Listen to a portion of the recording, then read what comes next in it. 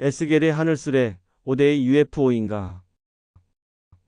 밤하늘을 바라보면 우리는 언제나 같은 질문을 떠올립니다. 정말 우리는 혼자인가? 그리고 만약 누군가가 존재한다면 그들은 언제 어디서부터 우리 곁에 다가온 것일까?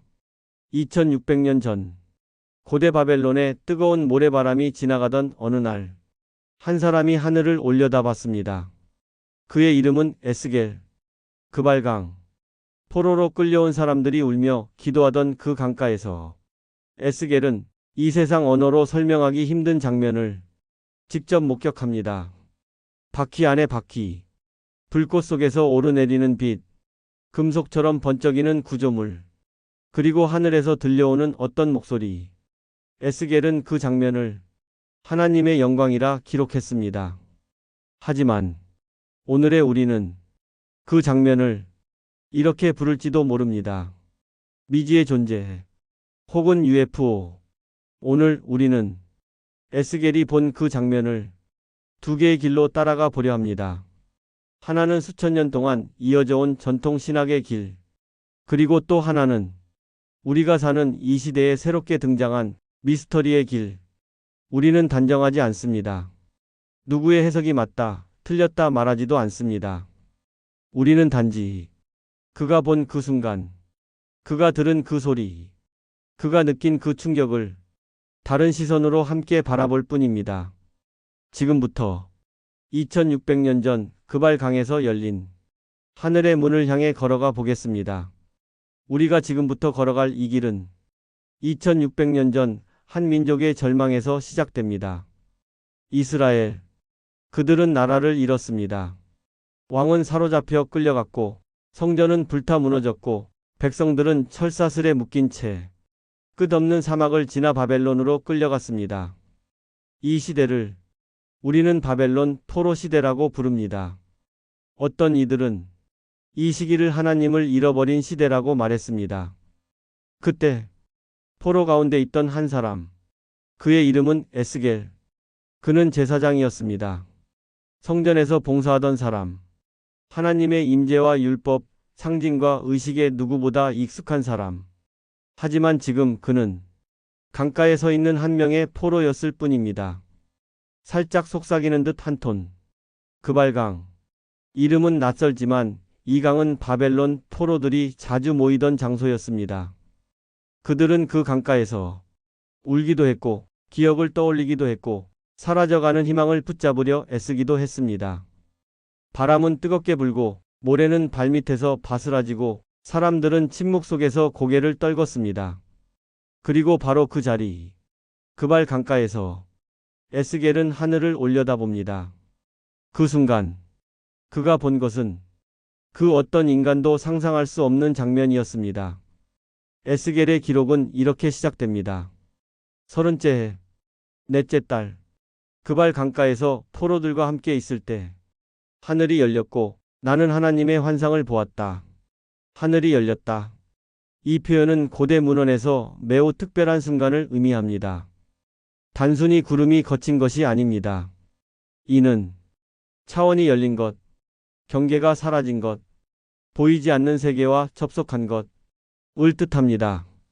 그날 겁에 질린 포로들은 누군가의 울음소리를 들었을지도 모릅니다. 누군가는 놀라 하늘을 올려다봤을지도 모릅니다. 흙바닥에 무릎을 꿇던 에스겔은 상상조차 할 수 없는 존재들과 마주 서 있었습니다. 에스겔은 이 장면을 하나님의 영광의 현현이라고 기록합니다. 하지만 과연 그는 자신 앞에 나타난 것이 무엇인지 정확히 알고 있었을까요? 우리는 지금부터 에스겔이 서 있었던 바로 그 순간, 그 자리로 돌아가 보려 합니다. 수천 년 전 그발강 위로 어떤 존재가 내려왔던 그 순간으로 그가 실제로 무엇을 보았는지 그 장면을 따라가 보겠습니다. 에스겔은 하늘이 열렸다고 말했습니다. 그리고 그 틈 사이로 무언가가 다가왔다고 말합니다. 그것은 사람의 언어로는 완전히 설명하기 어려운 낯선 존재였습니다. 에스겔은 그 장면을 이렇게 기록합니다. 북쪽에서 강풍이 불어오고 큰 구름이 밀려오며 불꽃이 번쩍이고 그 가운데 빛나는 광채가 있었다. 하늘에서 내려온 구름, 그 속에서 터져 나오던 빛, 그리고 불꽃. 이 묘사는 고대 문헌에서는 흔치 않은 스타일입니다. 에스겔은 그날 그 속에서 내 생물을 보았다고 말합니다. 그 생물들은 사람처럼 서 있었지만 사람이 아니었습니다. 그들은 네 개의 얼굴을 가지고 있었습니다. 앞에는 사람, 오른쪽에는 사자, 왼쪽에는 소, 뒤에는 독수리의 얼굴. 네 방향을 동시에 보는 존재, 사방을 향해 움직이는 존재. 그들의 몸은 광택 나는 빛나는 구리와 같았고 그들 가운데에는 불꽃이 오르락 내리락하고 불 속에서 번개 같은 빛이 나왔다고 기록합니다. 에스겔의 기록은 여기서 더 이상해집니다. 그 생물들 아래에는 바퀴가 있었습니다. 에스겔은 이 바퀴를 이렇게 설명합니다. 바퀴 안에 바퀴가 있고 회전하지 않은 채 어느 방향으로든 움직였다. 회전하지 않고 움직인다. 고대인은 바퀴가 굴러가는 것 외에는 이동의 개념을 상상할 수 없던 시대입니다. 그러나 에스겔이 본 바퀴는 굴러가지 않았습니다. 그저 그 자리를 떠났습니다. 그는 또 말합니다.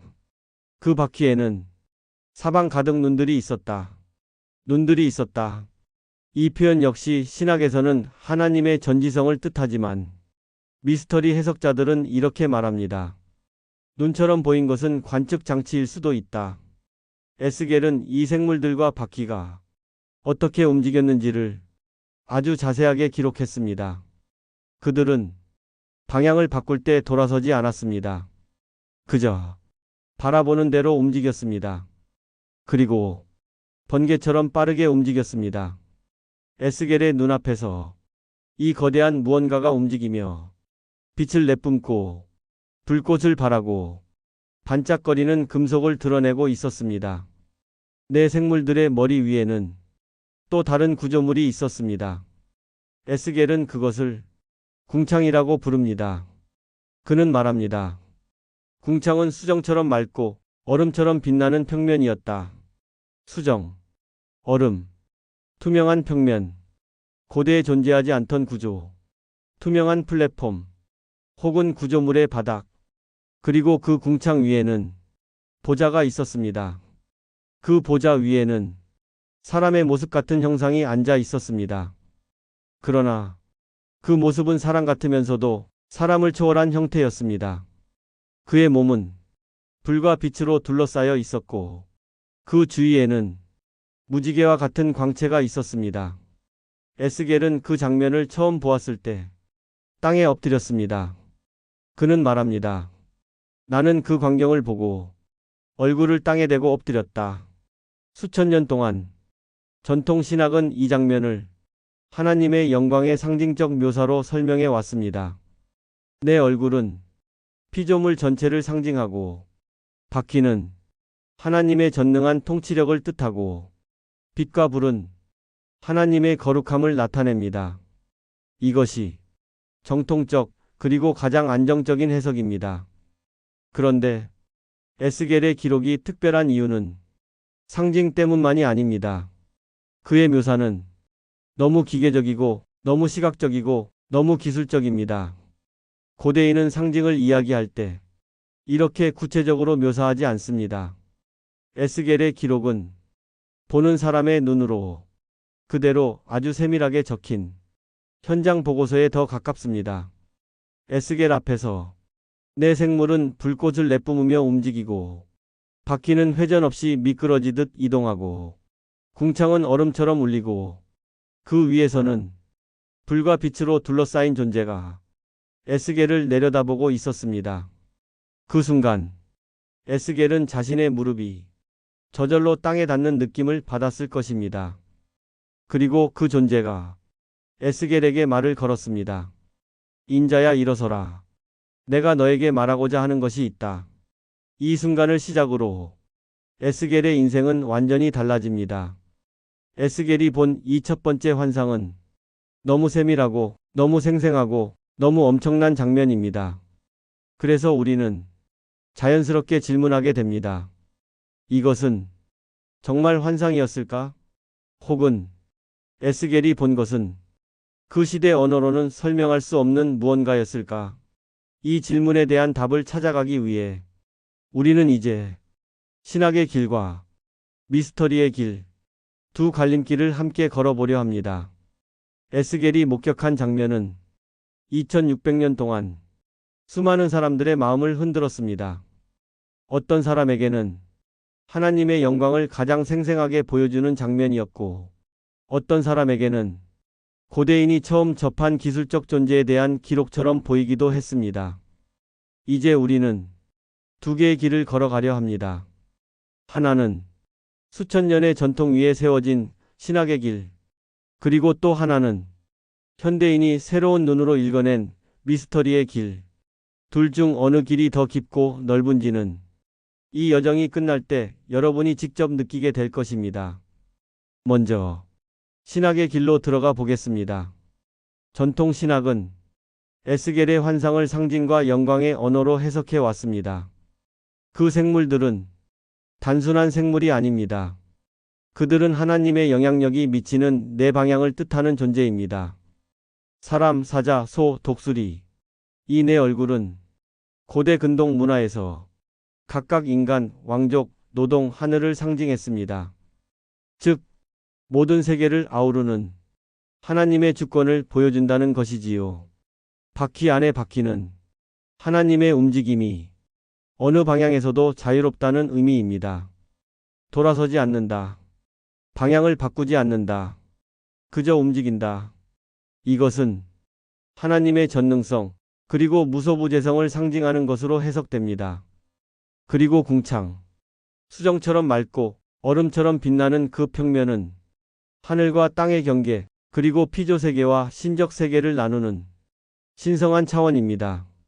그 위에 보좌, 그리고 보좌 위의 형상. 그것은 하나님의 영광, 곧 카보드라 불립니다. 신학은 말합니다. 이 모든 환상은 기계나 기술이 아니라 하나님의 모습을 고대인들이 이해할 수 있는 방식으로 표현한 것이다. 많은 학자들은 에스겔서에서 등장하는 모든 세부 요소가 당대 상징 체계 속에서 충분히 이해될 수 있다고 말합니다. 금속 같은 빛은 거룩함을, 불꽃은 정결함을, 내 생물은 우주 전체의 창조 질서를 상징합니다. 이 관점에서는 에스겔의 환상은 결코 기계적 장치가 아닙니다. 그저 영광에 압도된 한 선지자가 하나님의 권능을 묘사하기 위해 최대한 인간 언어를 사용해 기록한 것입니다. 그러나 이 신학적 해석을 모두 읽고 나면 우리는 한 가지 질문 앞에 서게 됩니다. 그렇다면 왜 이토록 구체적이고 이토록 기계적이며 이토록 세밀한 묘사가 필요했을까? 내 생물의 다리 모양, 날개의 구조, 바퀴의 움직이는 방식, 궁창의 재질, 이 모든 것들에 대한 설명은 보통의 상징적 환상의 범위를 넘어섭니다. 그렇기에 우리는 자연스럽게 또 다른 길을 지나게 됩니다. 이제 두 번째 길을 열어봅니다. 현대의 연구자들은 에스겔의 기록을 다시 읽으며 새로운 가설을 제기하기 시작했습니다. 만약 에스겔이 본 것이 정말로 어떤 기술적 존재였다면 그것을 표현할 도구가 없던 그는 자신이 아는 언어로 그 모습을 기록한 것이 아닐까? 이 질문은 1950년대 우주시대가 시작되면서 더욱 큰 관심을 받았습니다. 바퀴 안의 바퀴는 회전하지 않는 이동 방식, 즉 반중력 장치 또는 이온 엔진을 상상하게 합니다. 내 생물과 바퀴가 하나의 유기체처럼 움직이는 장면은 다중 파츠로 구성된 기계처럼 보이기도 합니다. 궁창 위의 보좌, 그리고 그 위에 앉아있는 형상은 일부 연구자들에 의해 조종석과 유사한 구조로 읽히기도 합니다. 물론 이것은 어디까지나 가설입니다. 그러나 흥미로운 점은 에스겔서의 묘사가 고대 문헌 중에서도 가장 독특하게 기계적이라는 사실입니다. 전통 신학은 에스겔의 환상이 하나님과 영적 존재에 대한 상징이라고 말합니다. 미스터리 해석은 고대인이 목격한 무언가 실제적인 장치를 상징적 언어로 기록했다고 말합니다. 이 두 관점은 서로 완전히 정반대처럼 보이지만 사실 그 사이에는 작은 공통점이 하나 있습니다. 바로 에스겔이 경험한 장면은 그 시대 언어로는 설명하기 어려웠다는 것입니다. 그것이 신적 존재였든 기술적 존재였든 에스겔은 압도당했고 무릎을 꿇었고 그가 가진 말로는 도저히 표현할 수 없는 장면을 억지로 단어로 옮기려 애쓴 것입니다. 그렇다면 신학적 해석과 미스터리 해석의 각각의 관점이 가진 강점과 약점을 정리해 보겠습니다. 신학적 해석의 강점은 역사 정문원적 맥락과 잘 맞는다. 고대 근동 상징 체계에 부합한다. 종교적 메시지가 분명하다. 수천 년 동안 안정적으로 전승되고 있다. 신학적 해석의 약점은 지나치게 상징으로만 환상을 정리하려는 경향이 있다. 너무 구체적인 묘사들이 설명되지 않는 부분이 있다. 왜 기계처럼 보였는지에 대한 해명이 부족하다. 미스터리 해석의 강점은 어떨까? 에스겔의 세밀한 묘사를 가장 자연스럽게 설명한다. 현대인의 시각에서 논리적으로 연결되기도 한다. 다른 고대 문헌들과의 유사 사례가 존재한다. 미스터리 해석의 약점은 직접적인 근거가 없다. 기술적 상상에 과도하게 의존하는 부분이 있다. 학계에서 정설로 인정되기엔 부족하다. 결국 우리가 알 수 있는 것은 에스겔이 본 것, 그것이 무엇이었든 그것은 그의 인생을 뒤흔들 만큼 강력했고 수천 년 동안 사람들을 붙잡아 둘 만큼 압도적인 경험이었다는 사실입니다. 이제 우리는 두 길을 모두 걸었습니다. 신학의 길에서 그 환상이 어떤 의미였는지 살펴봤고 미스터리의 길에서 그 장면이 어떤 기술적 존재처럼 보였는지 따라가 봤습니다. 이 두 길의 끝에서 답은 하나가 아닐지도 모릅니다. 어쩌면 중요한 것은 그 장면이 진짜 무엇이었는가가 아니라 그 장면이 에스겔과 그 시대 사람들에게 무엇을 남겼는가 하는 점일지도 모릅니다. 하지만 이 이야기는 아직 끝나지 않았습니다. 에스겔은 그날 단지 하늘을 본 것만이 아니었습니다. 어떤 힘은 직접 그를 붙들고 그를 전혀 다른 장소로 끌어올렸습니다. 이제 우리는 그 장면으로 들어갑니다. 에스겔이 본 첫 번째 환상은 그저 시작에 불과했습니다. 그날 이후 어떤 존재는 계속해서 에스겔에게 다가왔습니다. 그리고 에스겔이 준비되지 않은 순간 그는 또 한 번 상상할 수 없는 경험을 하게 됩니다. 이 사건은 에스겔서 8장에 기록되어 있습니다. 에스겔은 말합니다. 주의 손의 형상 같은 것이 내 앞에 나타났고 그 형상은 나의 머리털을 붙잡았다. 곧이어 그는 공중으로 들려 올려집니다. 에스겔은 그 존재를 사람의 손 같은 것이라고 기록합니다. 그것이 무엇인지, 형태가 어땠는지, 얼마나 큰지 그는 설명하지 않습니다.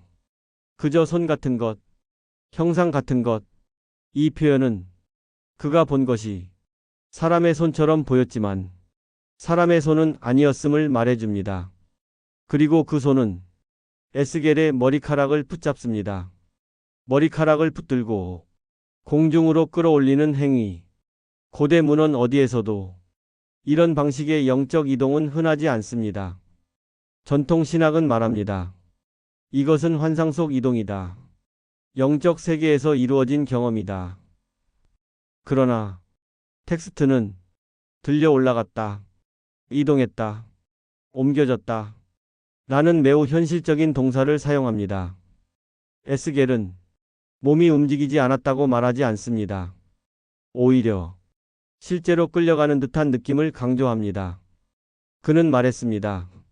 주 여호와의 영이 나를 들어 예루살렘으로 데려가셨다. 그발강에서 예루살렘까지는 약 1100km 걸어서 가면 한 달 이상이 걸리는 거리입니다. 그러나 에스겔은 순식간에 도착합니다. 이것이 단순한 비유였을까요? 아니면 고대인이 이해할 수 없는 어떤 이동 기술을 체험한 것일까요? 에스겔이 도착한 곳은 바로 예루살렘 성전. 그는 성전 북문에 서 있었습니다. 그리고 그곳에서 충격적인 장면을 목격합니다. 우상, 부패, 폭력, 비밀의식, 성전 안에서 벌어지던 타락을 그는 자신의 눈으로 직접 보게 됩니다. 이 장면은 하나님이 에스겔에게 이스라엘의 영적 상태를 보여주려는 목적이 있었다고 해석됩니다. 전통적 해석은 이 이동의 목적을 심판의 이유를 보여주는 영적 체험이라 설명합니다. 그러나 이동 방식 그 자체는 여전히 설명되지 않습니다. 머리카락을 붙잡아 공중으로 들어 올린다. 에스겔이 경험한 이 순간은 고대의 어떤 문헌에서도 찾기 어려운 독특한 표현입니다. 만약 이것이 순수한 환상이라면 왜 이렇게 물리적 느낌을 묘사했을까? 왜 머리카락이 당겨지는 감각, 공중으로 떠오르는 몸의 느낌, 순간 이동의 충격을 이토록 자세히 적었을까? 미스터리 연구자들은 이 장면에 주목합니다. 그들은 말합니다. 고대인이 본 것은 우리가 부르는 에어리프트나 넌-컨택트 비접촉 이동 기술처럼 보인다. 즉, 직접 만지지 않고도 인체를 들어 올리는 힘, 공기압, 자기력, 중력 제어, 혹은 그 무엇도 아닌 미지의 힘, 에스겔의 이동 속도, 거리, 묘사 방식은 일반적인 환상 체험과는 분명히 다른 구조를 가지고 있습니다. 물론 이것이 실제 기술이었다고 말할 수는 없습니다. 그러나 에스겔이 기록한 방식은 고대인이 이해할 수 없는 종류의 동력 혹은 기술적 현상을 눈앞에서 본 듯한 그런 생생함을 남기고 있습니다. 우리는 에스겔이 공중으로 들려 옮겨지는 매우 독특한 장면을 보았습니다.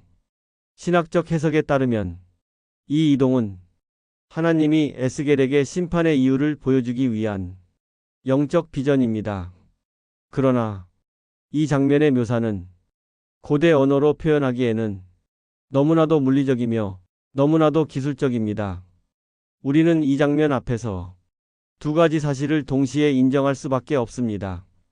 하나, 이 이동은 영적 목적을 가지고 있었다. 그리고 둘, 이 이동의 방식은 여전히 수수께끼다. 하지만 에스겔의 기록에는 이보다 더 놀라운 이야기들이 남아 있습니다.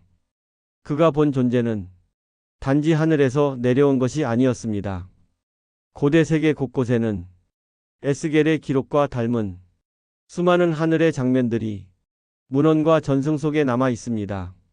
이제 우리는 그 흔적들을 찾아가려 합니다. 에스겔이 본 장면은 고대 문헌들 중에서도 독보적으로 기계적이고 세밀하고 생생합니다. 그러나 이것이 고대에 단 한 번 있었던 기록은 아닙니다. 수천 년 동안 전 세계 곳곳의 문명들은 자신들의 언어로 하늘에서 내려온 무언가를 기록해 왔습니다. 모양은 달랐지만 빛은 같았고 움직임은 비슷했으며 그들이 남긴 충격과 두려움은 에스겔의 기록과 놀라울 만큼 닮아 있었습니다. 먼저 에스겔로부터 약 700년 뒤 또 한 사람의 기록이 있습니다. 요한계시록의 요한. 그는 반모섬에서 하늘이 열리는 장면을 목격했다고 말했습니다. 그리고 그가 본 생물들, 내 생물, 내 날개, 사자소, 사람, 독수리, 눈이 가득한 구조. 이 모든 것이 에스겔의 환상과 거의 동일한 모습으로 등장합니다. 조금 서늘한 톤, 두 시대의 기록이 전혀 다른 언어로 전혀 다른 세대에 쓰였음에도 왜 하늘의 장면은 이토록 비슷한 모습으로 남아 있을까요? 유대 전승 중에는 정경에는 포함되지 않았지만 오랫동안 읽혀온 문헌이 있습니다. 에녹서. 에녹은 하늘로 끌려 올라갔다고 기록합니다. 그는 하늘의 기둥을 보았고 불과 빛으로 이루어진 방을 보았으며 천사들이 조종하는 어떤 거대한 수레를 탔다고 기록합니다. 그는 말합니다. 그 수레는 불꽃으로 움직였고 나는 바람처럼 끌어올려졌다. 이 표현은 에스겔 8장에서 머리칼이 붙잡혀 공중으로 이동한 장면과 섬뜩할 만큼 닮아 있습니다. 고대 인도 문헌에서도 이와 비슷한 기록들이 등장합니다. 라마야나와 마하바라타에는 하늘을 나는 비마나가 등장합니다. 그저 신화적인 비행 물체가 아닙니다. 문헌은 이렇게 적습니다. 금속으로 된 몸체, 태양처럼 빛나는 광채, 회전력으로 상승, 공중에서 방향 전환, 번개 같은 소리. 이 묘사는 에스겔이 본 바퀴 안의 바퀴와 운동 방식에서 놀라운 유사성을 보입니다. 에스겔이 살던 바벨론 근처 더 오래된 문명, 수메르의 기록에도 하늘의 배 이야기가 등장합니다. 신들이 타고 내려왔다는 그 배는 불을 내뿜고 연기와 바람을 일으키며 회전하며 상승했고 인간을 데려가 다시 내려놓기도 했습니다. 이것은 신화라는 이름으로 남았지만 에스겔과 너무도 닮아 있습니다. 중국 고대 문헌 열자에는 이런 문장이 있습니다. 서쪽의 신인이 빛나는 수레를 타고 하늘에서 내려왔다. 또 다른 기록에는 이 비행수레가 하루 만에 수천 리를 이동했다고 적습니다. 에스겔이 본 하늘의 움직임, 바퀴의 이동 방식, 이런 묘사와 겹치는 부분이 적지 않습니다. 지구 반대편에서도 비슷한 기록은 등장합니다. 마야 문명의 포폴 부에는 빛나는 뱀이 하늘에서 내려와 인간에게 지식을 전했다고 적습니다. 아즈텍 문헌에서도 금속처럼 빛나는 구조물이 하늘에서 내려왔다는 기록이 있습니다. 그들이 본 장면을 오늘 우리가 보면 기술적 존재로 보일지도 모릅니다. 전 세계 서로 다른 문명들이 서로 만나지도 않았는데 하늘에서 내려온 존재에 대한 묘사에는 놀라운 공통점이 있습니다. 금속처럼 빛나는 구조, 회전하거나 수평으로 움직인 불꽃이나 빛을 내뿜음, 빠른 속도, 인간을 올려 어디론가 데려감, 지식을 전달하거나 메시지를 남김. 이 패턴은 우연이라고 볼 수 있을까요? 이제 우리는 중요한 질문 하나와 마주합니다. 에스겔이 본 것은 정말 그 시대만의 특수한 환상이었을까? 아니면 전 세계 문명이 공통적으로 기록한 하늘의 방문자들 중 하나였을까?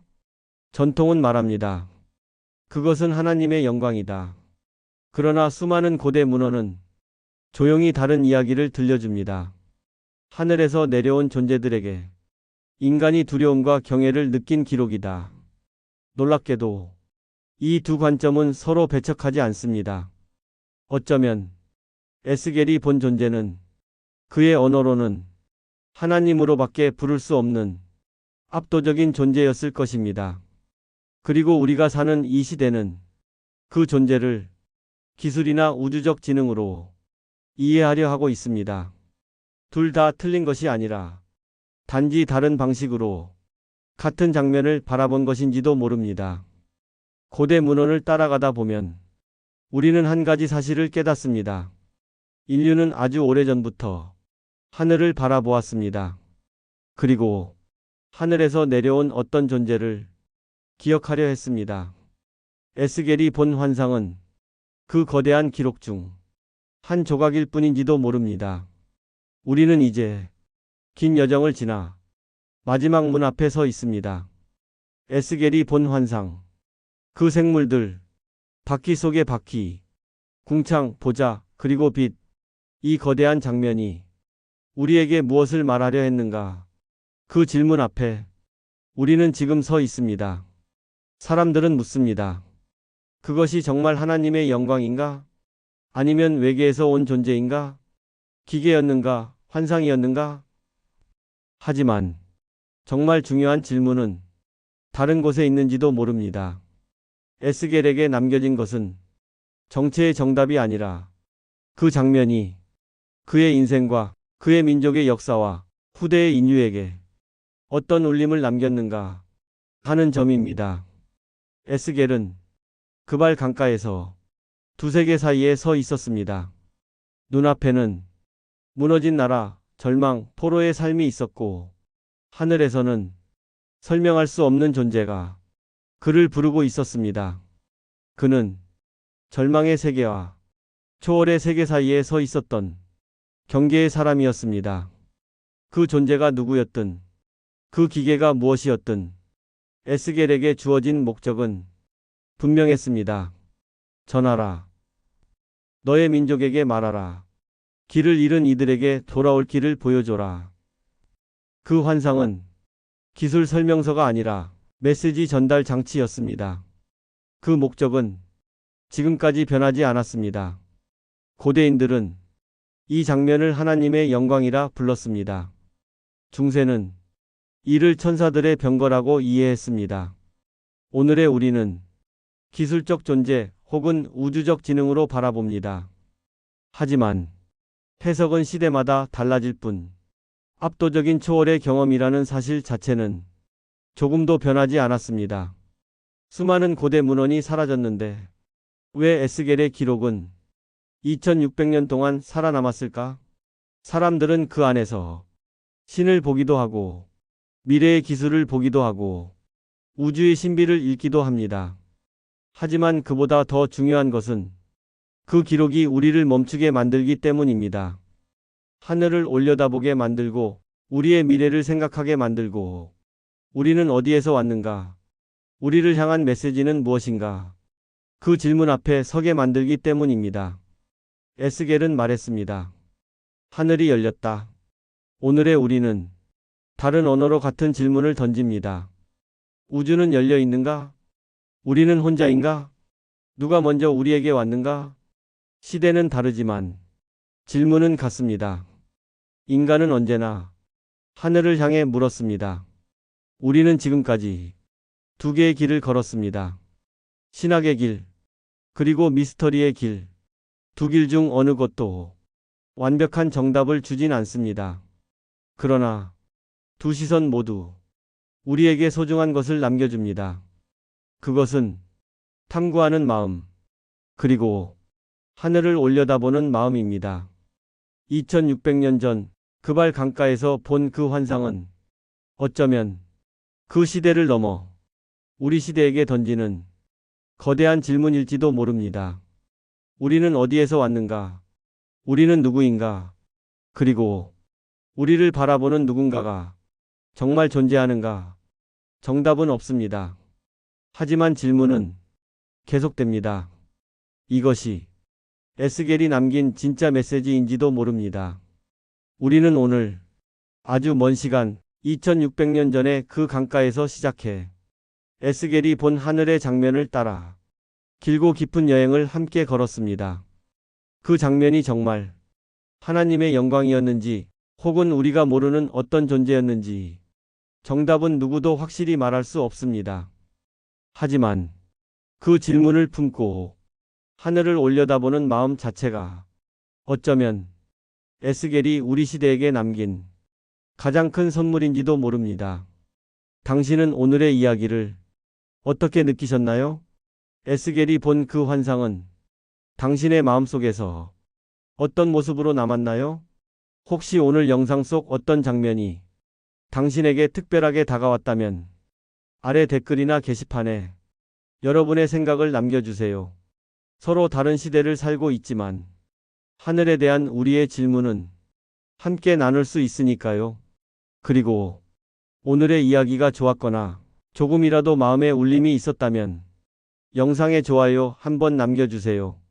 또 이런 이야기들을 앞으로도 계속 함께 듣고 싶다면 구독 버튼도 눌러주세요. 당신의 작은 클릭 하나가 이 채널이 이야기를 계속 이어갈 수 있는 아주 큰 힘이 됩니다. 긴 시간 함께 걸어주셔서 감사합니다.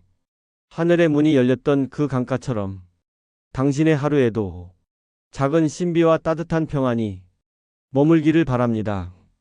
저는 다음 이야기에서 다시 찾아뵙겠습니다. 고맙습니다.